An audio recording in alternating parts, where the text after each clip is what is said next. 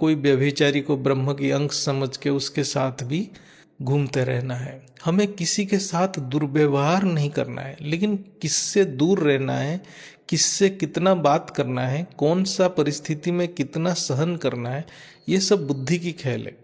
Double light बन के रहने से अपने आप संकल्प द्वारा क्या कर्म करना है वो प्रेरणा अंदर से आते रहेगा। उसी हिसाब से कर्म व्यवहार में आना है। क्या सेवा करना है वो बेहद की बाप हमें गाइड कर देंगे, लेकिन मन में संकल्प रहना है कि हम जो भी करेंगे वो सब निस्वार्थ करेंगे और केवल बेहद की बाप की प्रेरणा से करेंगे।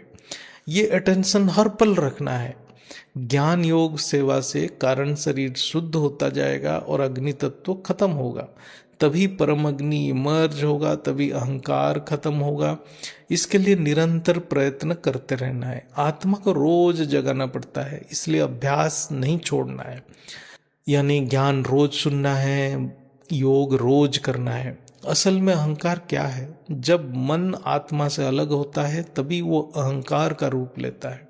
जब मन ही नहीं होता है तो सब कुछ ब्रह्म ही है। तब आत्मा की कर्म ब्रह्म यानी रचयिता की प्रेरणा से होता रहता है। मन को आत्मा में विलीन करना एक श्रेष्ठ पुरुषार्थ है। तब मैं ही ब्रह्म हो जाता है। तपस्या से सत्वगुण बढ़ता है और मन आत्मा में विलीन हो जाता है। तपस्या यानी सहनशीलता, अर्थात जितना तप है उतना आत्मा में सहनशीलता होगा, उतना आत्मा निसंकल्प रहेगा और धीरे धीरे मन आत्मा में विलीन होगा।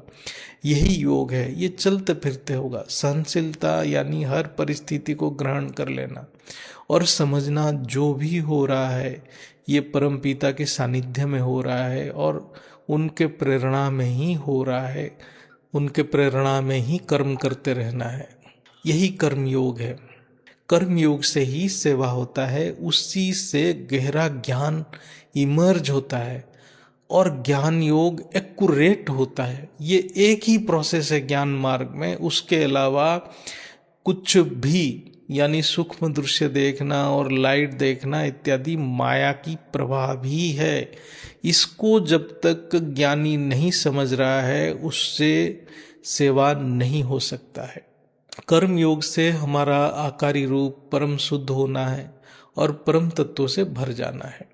जितना हम निराकारी को याद करेंगे उतना आकारी शुद्ध होता जाएगा। तब बाप की आकारी रूप और हमारा आकारी रूप एकाकार हो जाएगा। तभी हम सभी फरिश्ता रूप बन जाएंगे। वही कर्मातीत अवस्था है। तभी हम इस धरती को छोड़ के चले जाएंगे। इसलिए चित्र में विचित्र को देखना यानी बुद्धि से देखने की अभ्यास करना, ये हमें सीखना पड़ेगा। देखना यानी बुद्धि से देखना है। मन में बेहद की बाप के प्रति प्रेम होना है, तभी बुद्धि निरंतर चित्र में विचित्र को महसूस करते रहेगा। चित्र यानी साकार चित्र या वीडियो, सब कुछ चित्र है। उनकी ज्ञान की मनन यानी ब्रह्म स्वरूप की मनन परम धाम में करते रहना है। यही है विचित्र। जिस रूम में हम बैठे हैं वो रूम को भी समझना है परम धाम है, यानी केवल परम प्रकाश से भरा